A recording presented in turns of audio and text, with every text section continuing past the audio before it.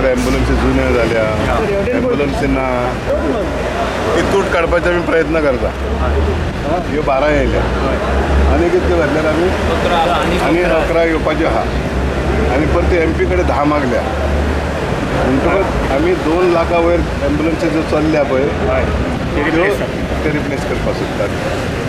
तूट काडूंक सोदता आनी जुने जाल्या पळय ते काडूंक सोदता. म्हणटकच म्हाका दिसता ह्यो 12 परते आमचे 11 आनी त्यो 10 म्हटल्यार सगळी तूट काबार जातली. पुण्या 2-3 म्हयन्या भितर हो विशय सुटतलो. आनी 10 सादारण ते 12 आमी 1,24 लाख 1.24 ते 12 म्हटलें. लोकांक सादारण वर्सा फॅसिलिटी मेळटा कितें सांगू शकता? How many people are using this Sir, facility? I would suggest one thing. Flight is at 6:30, sir. If we leave at 5 o'clock, we still get around 20 minutes, sir. आनी कितें सांगपाचें आनी भितर नो अदर इश्यूज देर. Structure म्हाका दिसता 50 कोटी वयर येतले आमी 50 crore, more than 50 crores.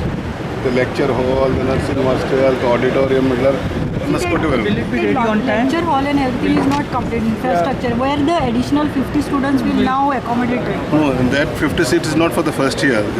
This lecture halls are for the last year students who are already 3 years. Yeah, but you are given commitment. Yeah, but they are starting on the 1st of September. Where's the issue? So when it will be ready? By 1st of September. Lecture hall and nursing hostel will be ready by 1st of September. And auditorium will be ready by October.